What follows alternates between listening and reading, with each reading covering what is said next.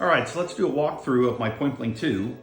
So Point Blank and Point Blank 2 was one of my favorite games when I was in college, both in the arcade as well as on PlayStation. And I've been casually looking for Point Blank for a while, and I found this one in the summer of 2021. So just some context, Point Blank was released by Namco back in '94, and the sequel, Point Blank 2, was released in '99. This is the original version's cabinet from '94, but I have Point Blank 2 installed for a few reasons. So in addition to improved graphics and music on Point Blank 2, Point Blank 2 has more levels than the original, but more importantly, Point Blank 2 has a reputation for being a much more reliable game than the original Point Blank.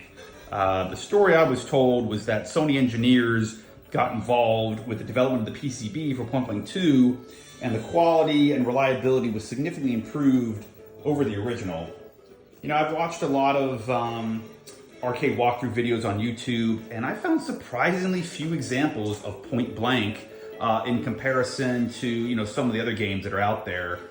Point Blank is seemingly uncommon at auctions and arcade classifieds. When you do find one, they're almost always a conversion kit and never an original dedicated cabinet from Namco like the one you see here.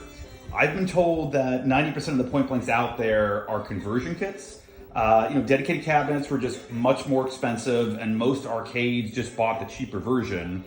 If anybody out there knows the production count or any other details like cost or whatever, throw some info down in the comments section. That'd be pretty cool. So there's a few features that set the dedicated cabinets apart from the conversion kits. So first of all, it has a large 29-inch monitor that's mounted down inside the cabinet here, that's installed with a mirror up top. So the conversion kits didn't have the mirror set up and typically had a smaller monitor. So the conversion kits were usually just like a cheaper, you know, standard upright cabinet. The mirror setup provides kind of some depth to the image when playing the game, and kind of makes it feel a little bit more like you're at a shooting gallery. Plus, having a larger monitor really makes a big difference in shooting games. So another key feature on the original cabinets are the original Namco guns that feature recoil and feedback when you shoot the guns. The guns have a nice weight to them. Let me pick this up here. They weigh about 1.5 pounds. There's a real nice weight to them, real quality feel to them. And the conversion kits generally just had ordinary light guns that didn't feature the feedback when you shoot the gun. So this is a real nice, adds to a lot of experience of shooting the game. Let me just show you, I'll coin up the game and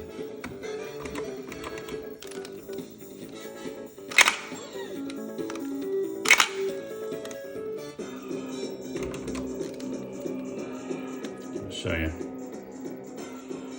Well, it's pretty cool. You'll see the slide moves back and forth just like a regular gun would when you shoot the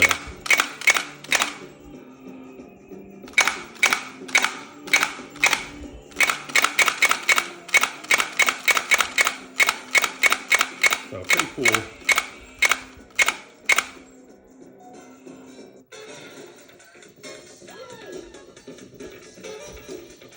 So unfortunately, the only downside with these guns is that damage happens to the guns, you know, especially in arcades when they kind of get, you know, kind of slammed back in the holster. And with time, you know, the guns can get damaged, and you know, when they break, they're real expensive to repair and very expensive to replace. So oftentimes, you know, if either one of these guns, you know, broke in an arcade, the operator would just replace them with a cheaper light gun. So even if you're lucky enough to find a dedicated cabinet, it's very common to have an alternate, cheaper, ordinary light gun installed. Here's another cool piece of factor is the topper here.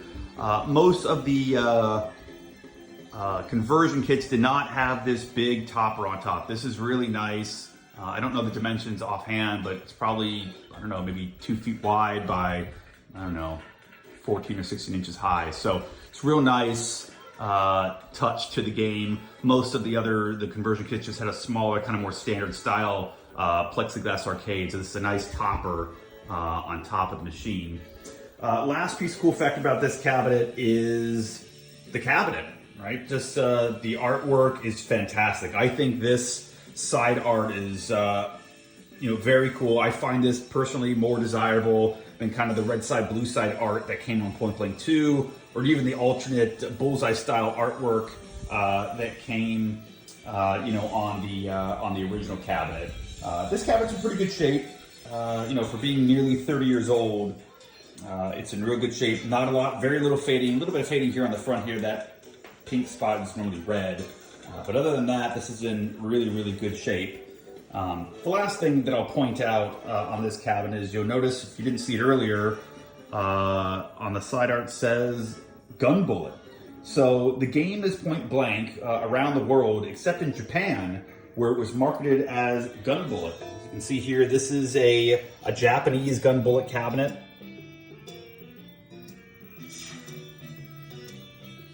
So pretty rare, pretty cool. And I think this kind of adds to the uniqueness of this particular machine. So when you put it all together, I got like this, this little point blank unicorn, the Japanese gun bullet cabinet with the recoil guns and running point blank 2.